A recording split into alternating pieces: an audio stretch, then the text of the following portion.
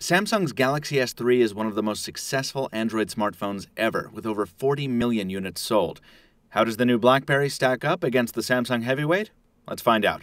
I'm Michael Fisher, this is Pocket Now, and this is BlackBerry Z10 versus Samsung Galaxy S3.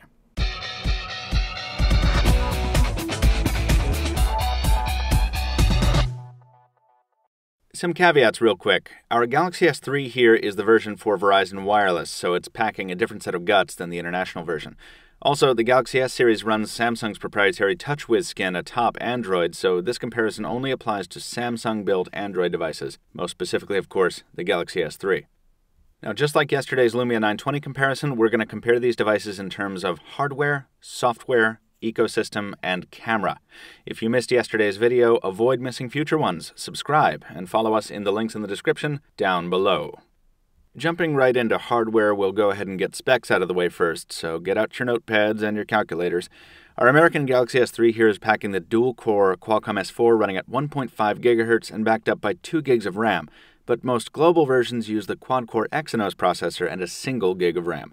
Those differences aside, the Galaxy S3 comes with either 16, 32, or 64 gigs of onboard storage, expandable up to an additional 64 gigs using microSD expansion.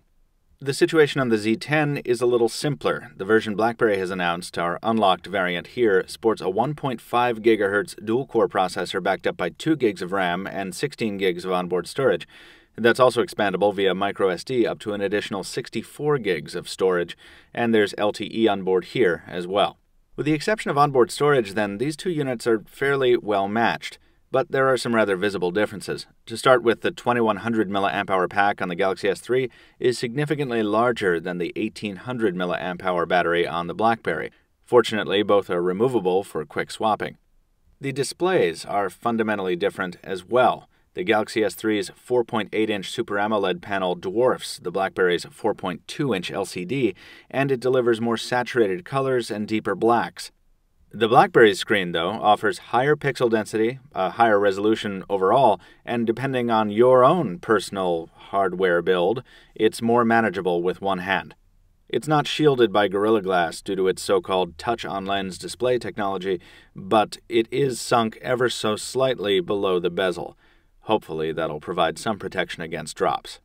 That leads us into build quality, where the difference in design is striking. These are both thin, light smartphones, separated only by a ½ millimeter in thickness and 4 grams in weight, but they feel completely different in the hand.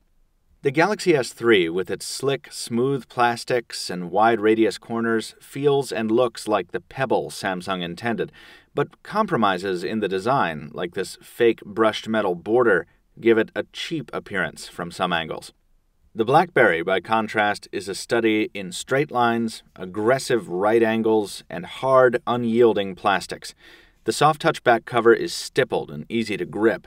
The buttons are machined stainless steel, and this device as a whole feels solid, much more so than its Samsung contemporary. The BlackBerry features the same NFC capability as the S3, and, sadly, the same lack of wireless charging support out of the box, but it does include a dedicated HDMI out port in lieu of requiring an adapter. BlackBerry's new OS is rather unlike anything on the market, and that definitely includes Android 4.1.1 running underneath the TouchWiz Nature UX. By now, we're all familiar with Android's interface paradigm, the app drawer, the notification shade, and most visibly, the multiple home screens full of rearrangeable shortcuts, icons, and widgets. The Android OS is the most customizable major mobile platform on the market. Even right out of the box, you can pretty much arrange your home screens any way you want. That's not the case on BlackBerry 10, which locks you into the new BlackBerry way of doing things. There is the familiar app drawer off to the right, but the home screen is dominated by a collection of currently running apps shown in minimized boxes called active frames. These can act like widgets if the developer has built that functionality in, which is cool. If not, they just appear as static snapshots of applications, which is less cool. Apps can be opened or closed right from this view, similar to Android's built-in multitasking ribbon, but the difference with BB10 is that the Task Manager isn't hidden in a separate area, it's at the heart of the experience. In lieu of Android's notification shade is the BlackBerry Hub, which lives off to the left side of the active frames and aggregates all notifications into a single view. Third-party apps like Gtalk also make use of the hub after they're installed, so you have one big unified inbox.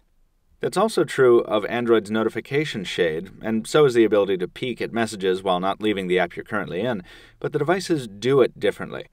You swipe down from the top bezel on Android, while you swipe up from the bottom bezel and then to the right for more detail on BB10. The shortcut toggles that Samsung has put into its notification shade aren't in the hub on BlackBerry. Instead, they're available by swiping down from the top on the Z10.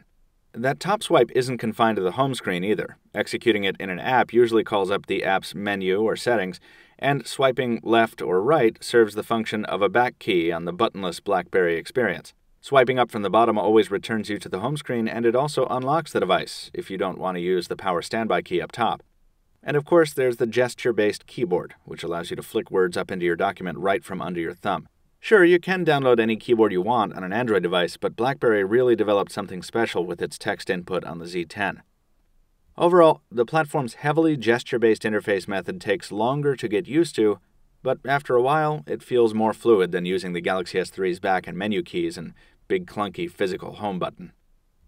Unfortunately, that fluidity comes at a cost in the form of stability. Whenever you have a brand new OS fighting against an entrenched competitor on its fourth major revision, you're going to see a reliability trade-off, and that's the case with BlackBerry 10. A good example is that of the browser, which supports Flash and does okay in the SunSpider JavaScript benchmark at 1680 milliseconds, but which still stutters and drags during page loads more than the Galaxy S3's stock browser. BB10 is still a very young OS, and it still has its share of bugs that Android has had plenty of time to eliminate. We dinged BlackBerry for its app selection relative to Windows Phone in yesterday's review, so you can imagine how this portion of the comparison will go. In short, Android has over 10 times the number of available apps in the Google Play Store as BlackBerry does in its app world, and Google also offers much more multimedia content. The Google Play Store is a mature, thriving market that any new smartphone contender would be hard-pressed to compete with, and of course, BlackBerry is nowhere near it. That said, BlackBerry did come strong out of the gate, announcing relationships with big-name app vendors and managing to woo developers into building or porting over 70,000 apps for the platform at launch. Yeah, many are knockoffs, and there are significant holes. Massive gaps, really, so if you're someone who relies on a solid third-party app ecosystem, it'll be a long time before BB10 catches up with your needs. But BlackBerry has shown that it's not going to settle for a stagnant app and content store, so it is definitely worth keeping an eye on. An ecosystem isn't just about apps, though, and if you're a Google user, 9 times out of 10, you're still going to want to stick with an Android product. BlackBerry will interface just fine with your email, calendar, and contacts, but Google has innovated and integrated so much on the Android side with apps like Google Now that you're really missing out on a lot of the Google experience by carrying any other device. Even after months and months on the market, the Galaxy S3 still packs one of the better smartphone cameras out there. It delivers good results with appropriate color balance and contrast, and even does fairly well in low light and other challenging shooting environments, thanks to an elaborate suite of settings and options in the viewfinder software. It does tend to err on the warm side, though. And Samsung's not the only one who knows how to be clever in terms of camera software, as BlackBerry proved when it built in its face detection and time travel element, kind of a mix of Samsung's best photo and best face features. It's still a fairly bare-bones interface, though.